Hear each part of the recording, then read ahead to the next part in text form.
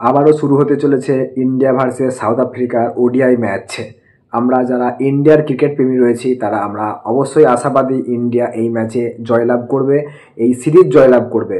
South Africa আমাদের ইন্ডিয়াতে এসে যেভাবে যে লজ্জাজনকভাবে টেস্টে আমাদের হোয়াইট ওয়াশ করেছে সেটা সত্যি অপমানযোগ্য আমাদের কাছে। বিশেষ করে আমি তো বলবো টিম ম্যানেজমেন্ট বা কোচের কাছে তাদেরকে অবশ্যই আমাদের টেস্ট টিমটাকে দেখা উচিত। আর ওডিআই যে খেলা শুরু হতে চলেছে আগামীকাল দুপুর 1:30 থেকে, সেখানেতে যেমন টেস্ট সিরিজেতে 3 নম্বরের ব্যাটসম্যানকে 6 নম্বরে নামিয়েছে, 6 নম্বরকে 4 নম্বর, এভাবে এক্সপেরিমেন্ট যেন ওডিআই ম্যাচেতে করতে না আসে।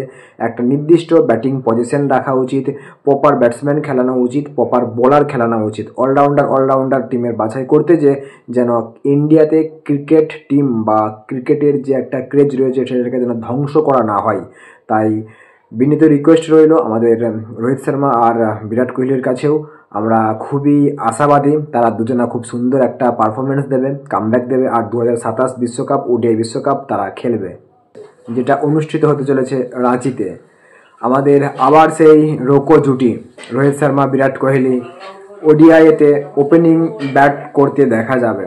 কিন্তু অনেক জায়গায় অনেক ক্রিকেট মহলে অনেক কানাঘুষো চলছে যে এটাই হয়তো হতে পারে ইন্ডিয়ার আর ইন্ডিয়াতে ওডিআই ম্যাচে রোকো জুটির শেষ ম্যাচ শেষ সিরিজ।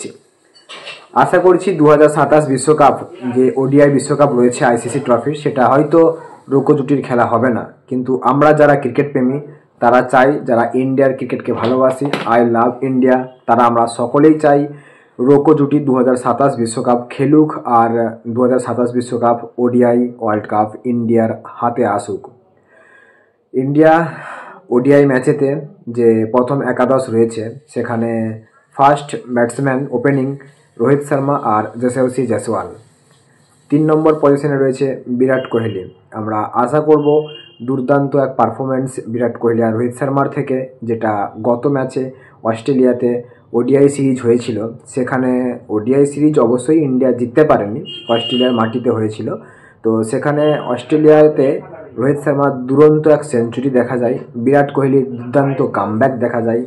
তো ইন্ডিয়ার নিজের দেশে নিজের মাটিতে দক্ষিণ আফ্রিকার বিরুদ্ধে যে ওডিআই ক্রিকেট ম্যাচ শুরু হতে চলেছে আগামীকাল দুপুর 1:30 থেকে, সেটা আমরা সকলেই আশা করব ইন্ডিয়া তাতে জয়লাভ করবে। আর রোহিত শর্মা বিরাট কোহলির এক দুর্দান্ত কামব্যাক, দুর্দান্ত সেঞ্চুরি আমরা দেখতে পাবো। তো যাই হোক, আমরা এটুকুই টিম ম্যানেজমেন্ট আর কোচের কাছে জানাবো, যেভাবে আমরা জঘন্যভাবে টেস্ট ম্যাচটা হেরেছি সাউথ আফ্রিকার কাছে, এরকম জঘন্যভাবে যেন আমাদেরকে ওডিআই ম্যাচ হারতে না হয়। এরকমভাবে টিমকে নিয়ে আগে পেছু ব্যাটসম্যানকে 3 নম্বরকে 6 নম্বরে, 6 নম্বরকে 3 নম্বরে, এরকমভাবে যেন এক্সপেরিমেন্ট করা না হয়, এটা ইমিডিয়েটলি বন্ধ করা উচিত। আর 2027 ওডিআই বিশ্বকাপের লক্ষ্যে আমাদের খেলা উচিত। আর রোহিত শর্মা আর বিরাট কোহলি দুজনকেই 2027 বিশ্বকাপে থাকা উচিত সিনিয়র প্লেয়ার হিসেবে, না হলে হয়তো ইন্ডিয়া 2027 বিশ্বকাপও জিততে পারবে না। তো সেক্ষেত্রে আমরা যারা ক্রিকেট প্রেমী, ক্রিকেট লাভার রয়েছি, আমরা খুবই হতাশ হব। তাই টিম ম্যানেজমেন্টের কাছে, কোচের কাছে আমাদের বিনীত রিকোয়েস্ট রইল 2027 বিশ্বকাপে রোহিত শর্মা আর বিরাট কোহলিকে যেন টিমে রাখা হয় এবং প্লেইং 11-এর মধ্যেও রাখা হয়।